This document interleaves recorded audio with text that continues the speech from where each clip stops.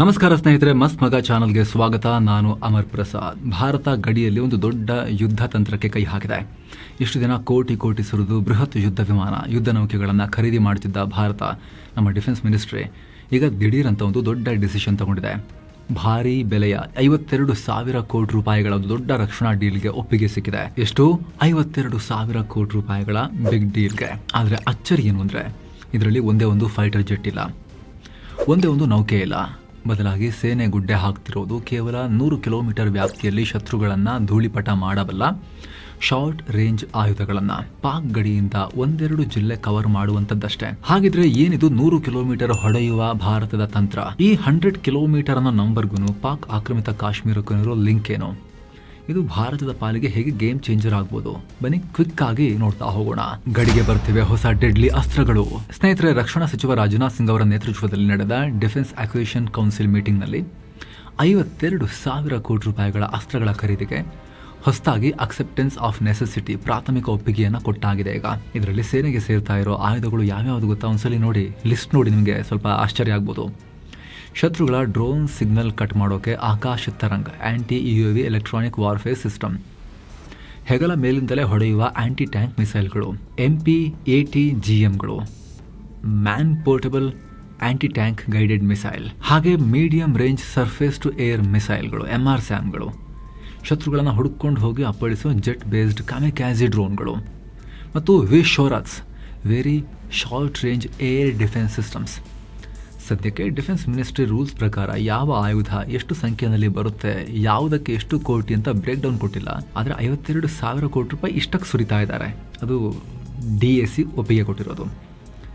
ಗಮನಿಸಬೇಕಾದ ವಿಚಾರ ಅಂದರೆ, ನಮ್ಮ ಹತ್ರ ಈಗ ಆಲ್ರೆಡಿ 100 ಕಿಲೋಮೀಟರ್ ಒಳಗಡೆ ಪಿನ್ ಪಾಯಿಂಟ್ ಅಕ್ಯುರೇಸಿಯಲ್ಲಿ ದಾಳಿ ಮಾಡಬಲ್ಲ ಹಲವು ಶಾರ್ಟ್ ರೇಂಜ್ ಅಸ್ತ್ರಗಳಿವೆ. ಉದಾಹರಣೆಗೆ 60ರಿಂದ 120 ಕಿಲೋಮೀಟರ್ ದೂರದ ಟಾರ್ಗೆಟ್ಗಳನ್ನು ಹೊಡೆಯೋಕೆ Pinaka multi barrel rocket launcher ನಮ್ಮಲ್ಲಿವೆ. ಹಾಗೆ ಭಾರತ ಇಸ್ರೇಲ್ ಜಂಟಿಯಾಗಿ ಮಾಡಿರೋ ಬರಾಕ್ 8 ಮಿಸೈಲ್ ಕೂಡ ಇದೆ. ಇದು 70 ಕಿಲೋಮೀಟರ್ ರೇಂಜ್ನಲ್ಲಿ ಶತ್ರುಗಳನ್ನು ಹೊಡೆದು ಹಾಕುತ್ತೆ. ಅಷ್ಟೇ ಅಲ್ಲದೆ 30 ಕಿಲೋಮೀಟರ್ ವ್ಯಾಪ್ತಿಯಲ್ಲಿ ದಾಳಿಗೆ ತಿರುಗೇಟು ಕೊಡೋ high mobility system quick reaction missile QRSAM, ಹಾಗೆ 30 to 45 ಕಿಲೋಮೀಟರ್ ಏರಿಯಾ ಕವರ್ ಮಾಡೋ ನಮ್ಮದೇ ದೇಸಿ ಅಸ್ತ್ರ ಆಕಾಶ್. ನೆಕ್ಸ್ಟ್, ಯುದ್ಧ ನೌಕೆಗಳ ರಕ್ಷಣೆಗಾಗಿನೇ ಇರೋ 15ರಿಂದ 50 ಕಿಲೋಮೀಟರ್ ರೇಂಜ್ನ VLSR SAM.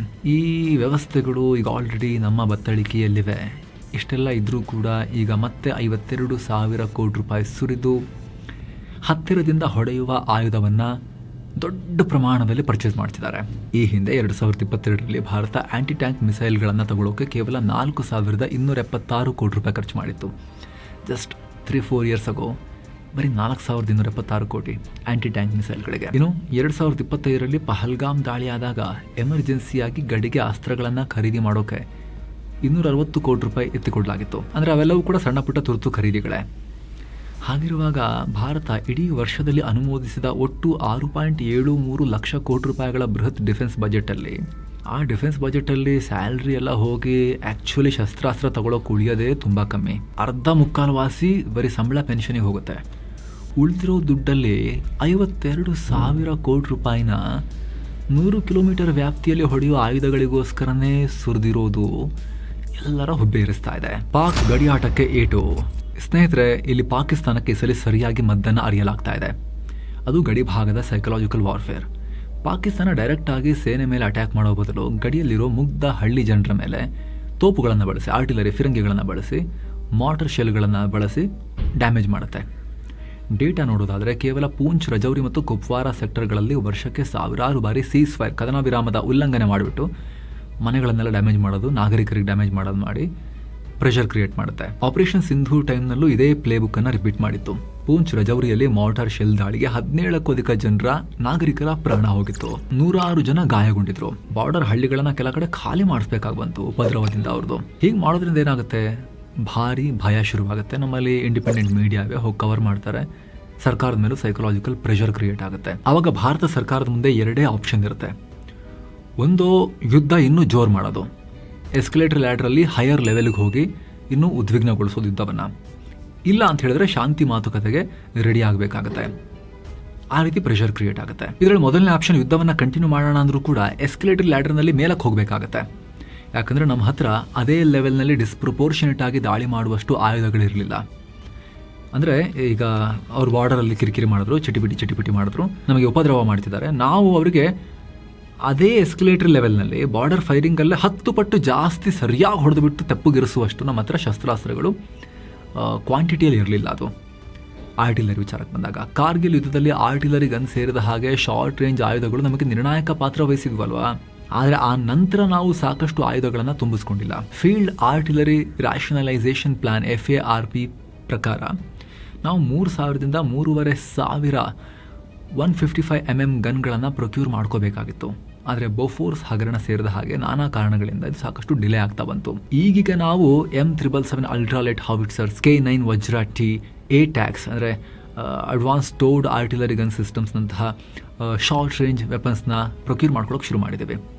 ಆದರೆ ಪಾಕ್ ವಿರುದ್ಧ ಬಾರ್ಡರ್ ಫೈರಿಂಗ್ ರೇಂಜಲ್ಲೇ ಯುದ್ಧವನ್ನು ಇಟ್ಕೊಂಡು ಎಸ್ಕಲೇಟ್ ಮಾಡಿದೆ. ಅವ್ರು ಮಾಡಿದ್ದಾರೆ, ಅದಕ್ಕೆ ಅವರಿಗೆ ಸರಿಯಾಗಿ ಆ ಲೆವೆಲ್ನಲ್ಲೇ ಬಟ್ ತುಂಬ ಗಂಭೀರ ಗಾಯ ಮಾಡಿ ಡ್ಯಾಮೇಜ್ ಮಾಡಿ ಎಲ್ಲ ಪುಡಿಗಟ್ಟುವಂತಹ ಆರ್ಟಿಲರಿ ಫೈರಿಂಗ್, ಶಾರ್ಟ್ ಡಿಸ್ಟೆನ್ಸ್ ವಾರ್ನಲ್ಲಿ ಬಳಸಬೇಕಾಗಿರೋ ಶಸ್ತ್ರಾಸ್ತ್ರ ನಮಗೆ ತುಂಬ ಅವಶ್ಯಕತೆ ಇತ್ತು, ಜಾಸ್ತಿ ಬೇಕಾಗಿತ್ತು. ರಷ್ಯಾ ಯುಕ್ರೇನ್ ಯುದ್ಧ ಜೊತೆಗೆ ಮತ್ತೊಂದು ಕಾರಣ ರಷ್ಯಾ ಯುಕ್ರೇನ್ ಯುದ್ಧ ಕಲಿಸಿದ ಪಾಠ. 2022ರಲ್ಲಿ ಯುದ್ಧ ಶುರುವಾದ ಕೇವಲ 5 ದಿನಗಳಲ್ಲಿ ರಷ್ಯಾ ಬರೋಬ್ಬರಿ 1,19,000 ಚದರ ಕಿಲೋಮೀಟರ್ ಯುಕ್ರೇನ್ ಜಾಗವನ್ನು ವಶಪಡಿಸಿಕೊಂಡಿತ್ತು. ಅಂದರೆ ಇಡೀ ಯುಕ್ರೇನ್ನ 5ನೇ 1 ಭಾಗ ಬರೀ 5 ದಿನದಲ್ಲಿ ರಷ್ಯಾ ಪಾಲಾಗಿತ್ತು. ಅಲ್ಲಿಂದ ಇದುವರೆಗೂ ಕಾಲ್ಕಿತ್ತಿಲ್ಲ. ಆದರೆ ಅದೇ ಯುದ್ಧ ದೀರ್ಘಾವಧಿಗೆ ಎಳ್ಕೊಂಡು ಹೋಗಿ 3-4 ವರ್ಷ ಕಳೆದ ಮೇಲೆ ಏನಾಯಿತು? 2025ರಲ್ಲಿ ನೋಡಿ, ಇಡೀ ವರ್ಷ ಬಡ್ದಾಡಿದ್ರು ಕೂಡ ರಷ್ಯಾ ವಶಪಡಿಸ್ಕೊಂಡಿದ್ದು 4,900 ಚದರ ಕಿಲೋಮೀಟರ್ ಮಾತ್ರ.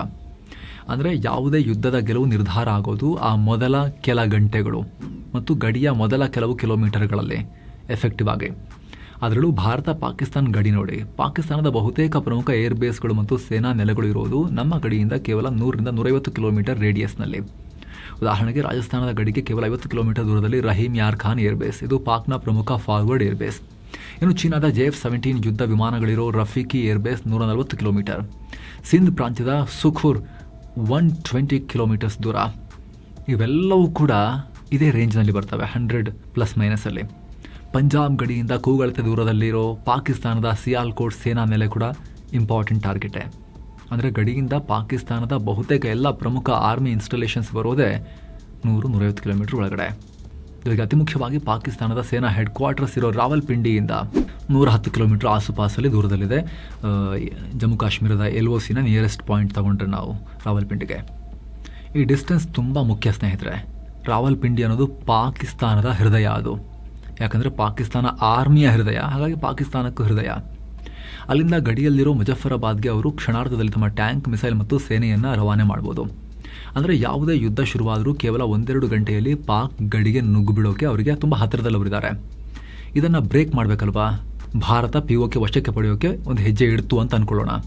ಆವಾಗ ರಾವಲ್ಪಿಂಡಿಯಿಂದ ಮೂವ್ ಆಗೋ ಎಲ್ಲ ಸೇನೆಯ ಸಪ್ಲೈ ಲೈನನ್ನು ಕಂಪ್ಲೀಟಾಗಿ ಕಟ್ ಮಾಡಬೇಕು ಅಂದರೆ ಅಲ್ಲಿ ನರಕದ ಮಳೆಯನ್ನು, ಬೆಂಕಿ ಮಳೆಯನ್ನು ಸುರಿಸ್ಬೇಕು ನಾವು.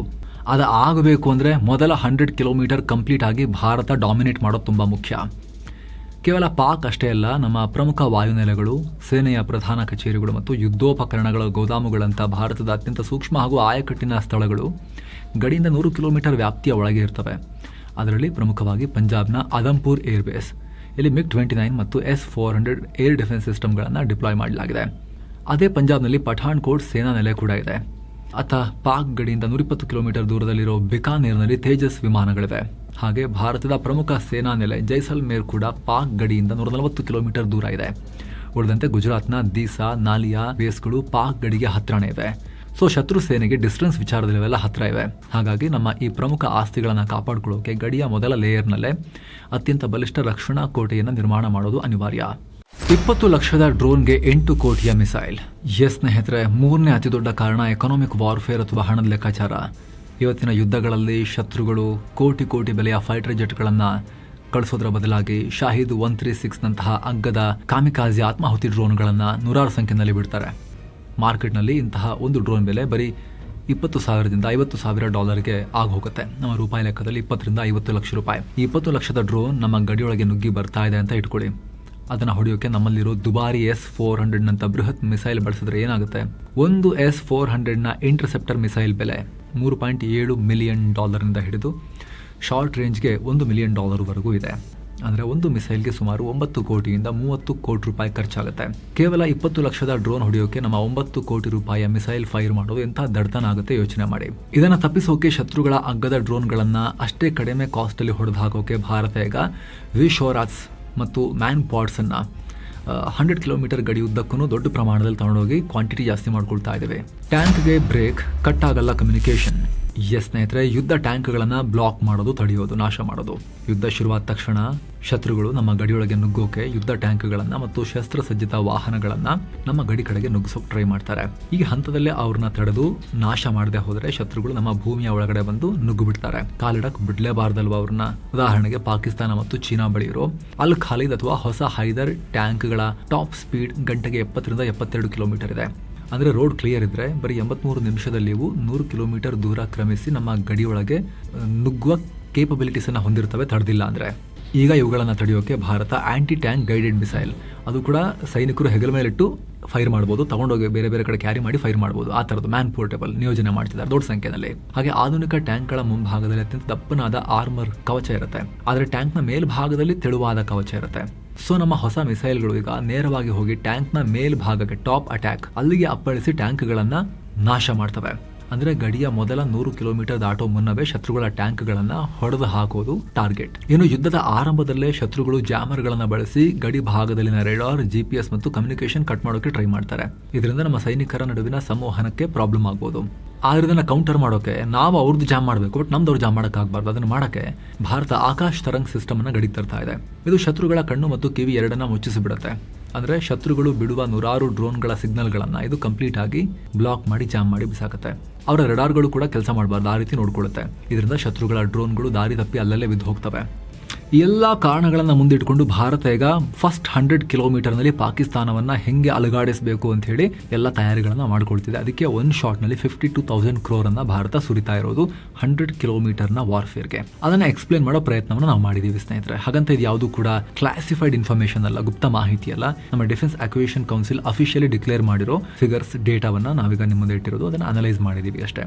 ಇದಾದ ಗೌಪ್ಯ ಮಾಹಿತಿ ಅಲ್ಲ, ಇದರಿಂದ ಶತ್ರುಗಳಿಗೆ ಏನು ಲಾಭನೂ ಇಲ್ಲ. ಅವರಿಗಿಂತ ಮುಂಚೆನೇ ಇದನ್ನೆಲ್ಲ ಅನಲೈಸ್ ಮಾಡಿರ್ತಾರೆ. ಇದಾದ ಗುಪ್ತ ಮಾಹಿತಿ ಅಲ್ಲ. ಆದರೆ ನಮ್ಮ ದೇಶದ ಜನಕ್ಕೆ, ನಮಗೆ, ನಮ್ಮ ಸೇನೆಗೆ ಎಷ್ಟೆಲ್ಲ ಖರ್ಚಾಗ್ತಿದೆ, ಸೇನೆ ನಡೆಸೋಕ್ಕೆ ಆ್ಯಕ್ಚುಲಿ ಎಷ್ಟು ದುಡ್ಡು ಬೇಕು, ಒಂದೊಂದು ಆಯಾಮದಲ್ಲಿ ಯೋಚನೆ ಮಾಡೋಕ್ಕೆ ಹೋದರೂ ಕೂಡ ಎಷ್ಟೊಂದು ಸಂಪನ್ಮೂಲದ ಅವಶ್ಯಕತೆ ಇದೆ, ಏನೆಲ್ಲ ಖರೀದಿ ಮಾಡಲಾಗ್ತಿದೆ ಅನ್ನೋದು ನಾಗರಿಕರಾಗಿ ನಮಗೆ ಗೊತ್ತಿರಬೇಕಾಗಿರೋದು ಕೂಡ ಮುಖ್ಯ ಅಲ್ಲ ಸ್ನೇಹಿತರೆ. ಅದನ್ನು ಮಾಹಿತಿ ಕೊಡೋ ಪ್ರಯತ್ನ ಮಾಡಿದ್ದೀವಿ. ಈ ಬಗ್ಗೆ ನಿಮ್ಮ ಒಪಿನಿಯನ್ ಮಿಸ್ ಇಲ್ಲದೆ ಕಾಮೆಂಟ್ ಮಾಡಿ ತಿಳಿಸಿ ಸ್ನೇಹಿತರೆ. ಹಾಗೆ ವಿಡಿಯೋ ಕೆಳಗಿರೋ ಜಾಯಿನ್ ಬಟನ್ ಮೂಲಕ ಆಸಕ್ತ ವೀಕ್ಷಕರು ನಮ್ಮ ಚಾನಲ್ಗೆ ಮಿಸ್ ಇಲ್ಲದೆ ಮೆಂಬರ್ಸ್ ಆಗಿ ಜಾಯಿನ್ ಆಗಿ ಅನ್ನೋದು ನಿಮ್ಮಲ್ಲಿ ನಮ್ಮ ಮನವಿ. ಆಸಕ್ತರು ಜಾಯಿನ್ ಬಟನ್ ಮೇಲೆ ಕ್ಲಿಕ್ ಮಾಡಿ ಡೀಟೇಲ್ಸ್ ಚೆಕ್ ಮಾಡ್ಬೋದು. ಮತ್ತೆ ಭೇಟಿ ಆಗ್ತಿರೋಣ. ನಮಸ್ಕಾರ.